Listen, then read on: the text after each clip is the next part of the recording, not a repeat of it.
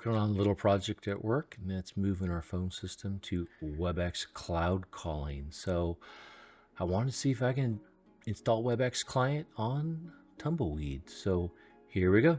Stay tuned. This is going to be a good video. So the first thing I did was to obviously research on the internet.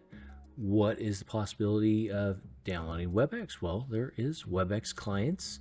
Red Hat has a Webex client, and everyone says you can't install that. So I did some more research. Found out that there's a possibility there might be a Flatpak version of Webex. So I looked at it. So here I am trying to install Flatpak Webex version. And guess what?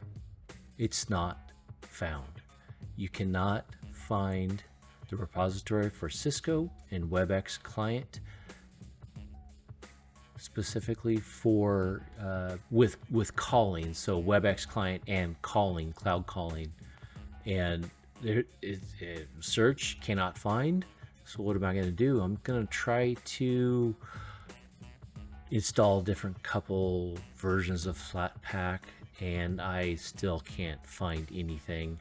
So nothing in Flatpak for Webex install. Fair warning, I am going to be blocking images here. I don't need everyone to see what I'm going to do with Webex client and signing in and stuff. But I'm going to show you how I, add the Webex client. So here we go. Here, let's zoom in a little bit here for easier viewing.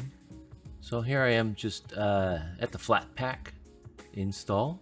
What I'm do is start pasting in commands to install Webex.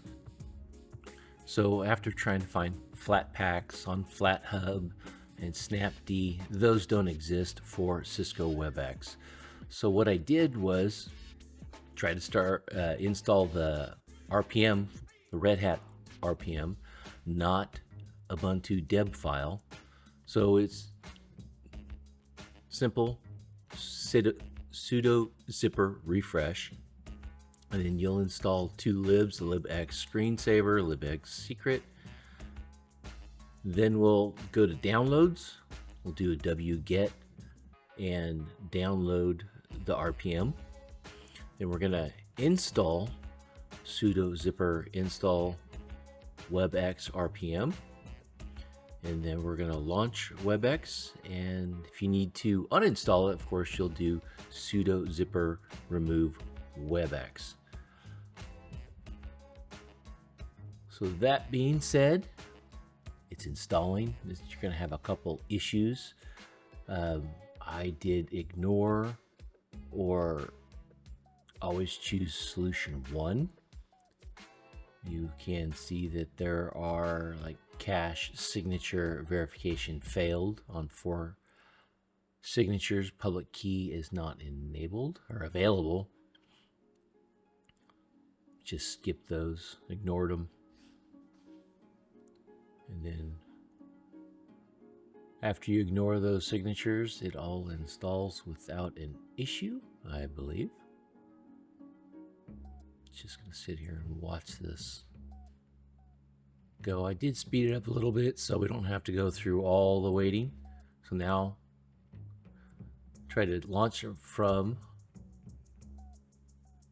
CLI. Did not launch, so go to KDE menu and agree to a few things.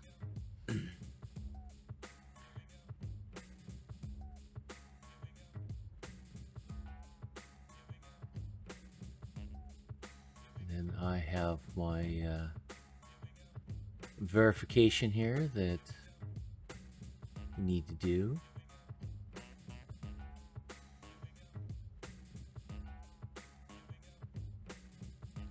And you will notice this is all blocked out. But I do have my trusty verification schemes here. You'll notice that there are 3 or 4 crashes.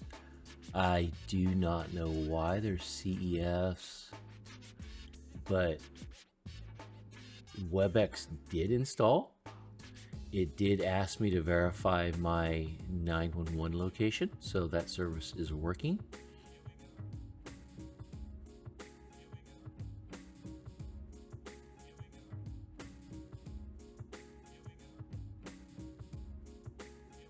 So my E911 is fine. Though I did find out afterwards that when I reopened it, it did ask me that same question, but when I opened Webex a third time, it did not ask me for my E911 settings. So maybe on the first install it didn't work. I don't know. But the third one, it did finally work. It's showing my voicemail and call settings and who I've called in the past for my test today. So it's kind of cool. It did work. I like it.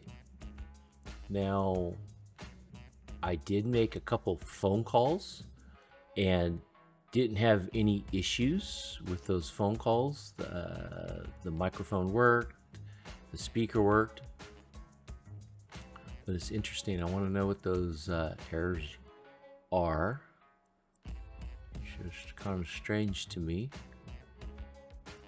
But it does work. I can't say whether it's going to be rock solid yet. So obviously, I just installed it. I decided to record this.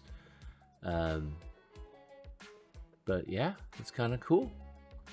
So if you like this, please let me know down in the comments if you have tried running this Webex at your home.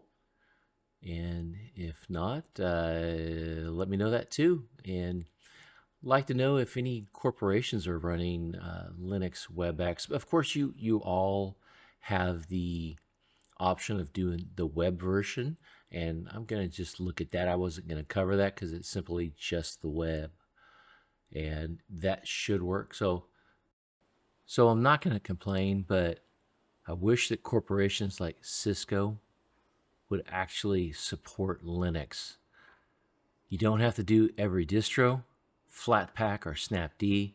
I don't care for Snapd. Let's do Flatpak. Let's get it going. You know, let's not tailor your install packages for openSUSE or Red Hat or Ubuntu or Debian. Do it Flatpak. Let's get it going. Let's support open source operating systems and not just centralize everything you have in the Windows basket. There are other operating systems that would love to have additional software that people would love to support and utilize, not being fixated on Windows ecosystem is a positive, not a negative. Come on, Cisco. Let's do that Linux stuff. Your servers support it. If you like this content, please like and subscribe, and let me know if you want to see any other videos. Thank you. Bye.